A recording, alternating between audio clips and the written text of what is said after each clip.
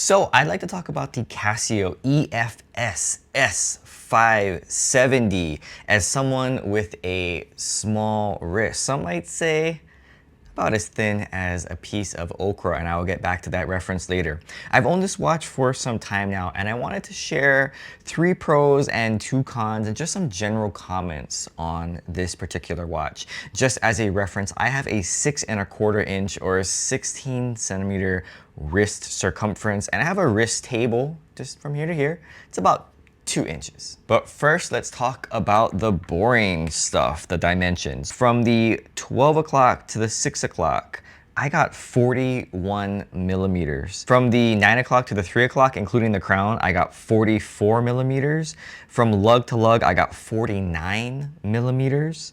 And just in case you're curious, the sapphire glass, the crystal right here, 33.5 millimeters. And as far as the bracelet goes, I got 23 millimeters at the top, and it tapers down to about 18 millimeters. All right, but first let's talk about why did I buy this? And it was simply the Casioak chase. Speaking as someone who really loves Casio watches, it seems like we're constantly on this search for the perfect Casioak watch based off of the Royal Oak watch, which in no way could I actually afford. But it seems like Casio fans are in search of the perfect Casioak watch. Now there's a lot of plastic versions of 2100 series. In reality, I wanted something a little more substantive. I wanted something made out of metal. And well, the obvious choice is the EFS-S570. Obviously, that's a good choice. It has the octagonal bezel. Interesting design, but having tried that watch, I just did not like it, which I'll talk about later. All right, so let's talk about the pros. Pro number 1, the fit. Now, as someone with a small wrist, this is probably the most important thing. Let me zoom in. I'm looking like a Muppet here. Yeah, it is the fit on my particular wrist. This is the biggest deal when it comes to trying to, I think, find a good watch for someone with a small wrist. It's the size. And I can just say that the size is pretty spot on for my wrist. You can't really trust the dimensions given online.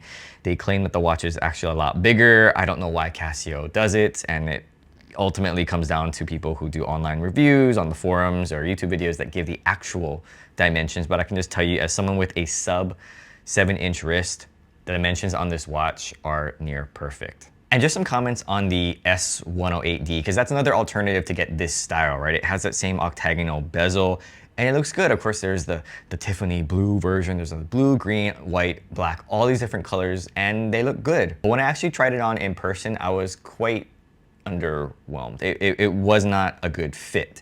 Not only was the watch, I felt, very small, which again, for someone with a 6¼ inch wrist, it's like, what? But I felt like it was very small. But fit-wise, it didn't curve around the wrist, especially like in comparison to this watch. So the way that the lugs kind of go down right here, hopefully you can see that. Can you see that? No? No? Tap? No? Focus? Okay. From the side, you can see how the lugs kind of bring it around, and that makes it very comfortable and I think a very nice wear on someone with a particularly small wrist. It curves around the wrist. But the problem with the S108 that I saw and that I felt was it didn't have that curve. It was just very flat. So when I wore it, it didn't sit right on my particular wrist. So fit-wise, I would say, again, if you can try on this watch, that's probably the best thing. But I just took a chance and I'm glad it paid off. Okay, now pro number 2 is the design. I mean, absolutely killer design. I mean, this design is amazing. And to be honest, that's probably why most people are even looking at this watch, because of the design features. There is a lot of nice detail on this watch. Just want to highlight some of the things that are important to me. I'm not going to go into all of the tiny little details, but of course it starts with the octagonal bezel. Amazing. It just looks really good. It has a very nice brushed finish on it. Oh, so nice. And I don't know if you can see, but around there's this very thin piece of like gold coloring, which it's just, to me, it's a very nice touch. They didn't have to add it. They could have just kept with this sort of gunmetal dark gray black look, but I really like this little nice touch with the gold as well as here off to the side by the second hand as well. As someone who's collected Casios that I could not read, I appreciate the white indices as well as the white hand markers. And of course, you cannot forget the screws. They got the 4 screws perfectly aligned. They're not all like pointing in opposite directions. They're all aligned perfectly. Screws are a very nice touch. Now, when it came to this watch, I will say that it was tough to figure out what color I wanted because I think there's 3 versions. There's the typical steel version, then there's the blue one, and then there's this gunmetal gold one. And I really wanted the blue one. That was my first choice, but unfortunately it was harder to get here in the United States. So I opted for this gunmetal one. I'm really glad that I picked this one. In the end, I think it worked out very well because, you know, a lot of my watches are steel, they're black, but this watch right here, it's just very different in terms of color, and I'm very proud to have worn this quite a bit, especially more recently at a work function. The gunmetal is a lot more versatile than I had anticipated in terms of clothing and matching with what I'm wearing, and so that was also a nice surprise. And pro number 3 are the features.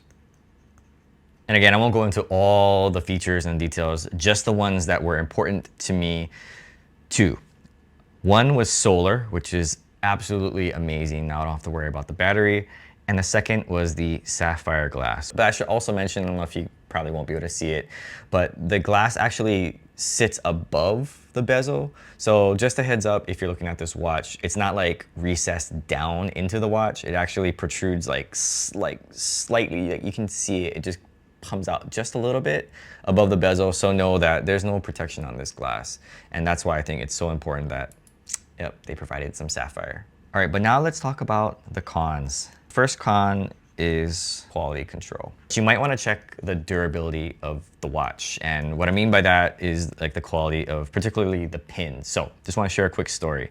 So when I got the watch, usually when I get watches, when I have to resize the bracelets, that's the first thing that I do because I want to see how it looks on my wrist, and I don't want to be, you know, doing this, you know, this thing. I want it to go around my wrist, and I want to actually wear it. So when I got the watch, I resized it, I knocked out the pins, and I noticed that when I knocked out the pins to resize it, again, guy with a small wrist here, you know, I knocked out a whole bunch of pins. And what I noticed was that when I knocked out the pins, the friction pins, a small tiny portion of it knocked out. So like, let's say for example, let's just say this line right here is the friction pin that came out, right? It would be like this much of the whole friction pin, like this much right here, broke off. Every single pin was like that. And I didn't know what that meant. That it's never happened to me before with any other Casios. So I was quite surprised. I don't know if it was rusted. I have no idea what happened, but they all knocked out and they all broke off. What that meant was when I slid the pins back in, they were shorter. And what that resulted in, the pins would start sliding when I would turn my wrist like this. If I would just turn my wrist, the pins would start sliding out of the little holes. And that would mean that the pins slide out, the bracelet comes apart, and the watch falls down. And that's exactly what happened on my work trip. So first day at the conference for work, and I'm grabbing something in my bag, and I guess I tilted my wrist the wrong way, and boom, the pin popped, watch fell on the ground. And I don't know if you can see. It's not a big deal. I know these watches are meant to be banged up. I'm fine with that, but it got slightly scratched on the edge here, right here and right here. It got the watch fell on the ground. Yeah, it was embarrassing. Yeah, it was shame, but hey, it happens. I had to get it fixed, and fortunately there was a watch repair place really close to the hotel where I was staying, and so I brought my watch in. They looked at it, they put in friction pins that they had, and all was good. And so now this will forever be associated with that city and that work conference. This watch right here, I will remember that forever because of what happened. So it's kind of nice to have a memory attached to this watch now. But all that to say is you might want to be careful when you're changing your pins. I'm not saying that all of these watches have that. I'm just saying that my watch had that with every single pin that I knocked out. So just be careful. I would say when you knock out the pins, make sure if any of the pins start chipping, be very careful. You might have to replace them so that the watch doesn't fall off. All right, and con number 2, the weight. Now I know that there are specs online that you know people they weigh the watches and so you can see the grams. I'm not really a spec kind of person. I gotta feel it on my wrist. I gotta feel it I gotta feel it on my wrist and I gotta wear it and I gotta just feel it throughout the day, right? So when I wore this watch, I noticed, just saying, I have a lot of light watches. This has to be one of the heavier watches that I own. I haven't weighed them all. I could probably weigh them all and find out. But this is one of the heaviest ones that I have, or it feels like it's the heaviest watch that I have. Because I noticed like as I'm wearing this watch, kind of throughout the day, I'm like, oh man, my wrist is getting my arm getting kind of tired, which I know is like insignificant. But when you're wearing the watch for hours and hours and hours, you know, it can kind of feel a little weighty. So just a heads up to anybody out there, again, you should realize that it's metal, it's very well constructed. Again, minus the whole pin issue. But if you got weak arms like me, or you got thin arms like me, it's like you're gonna start feeling it throughout the day. So just a heads up, it is a little bit heavy on the watch side, but maybe that's just me because most of my watches are way lighter. Okay, so just some closing comments on this particular watch. I am very happy, by the way, with this watch.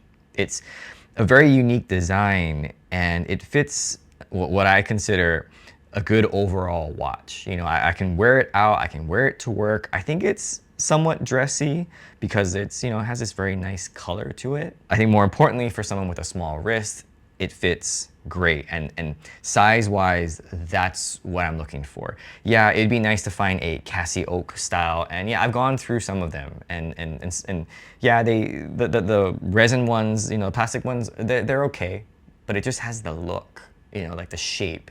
It's very far when you are talking about metal and you want to try and match, if that's your thing, the Casioak, the Royal Oak, if that's what you're going for. The metal ones are the ones to try and aim at. And I would say between this one and the S108, if you can get this one in any version, I would say get this one, because the other one, it just feels cheap, it feels thin, it feels flat on the wrist. This one curves real nice. Sapphire glass, just, this is probably the watch you want to go with. Casio did a great job on this watch. I wish these were more readily available and not just overseas. But to me, this one, amazing. So, thanks for watching.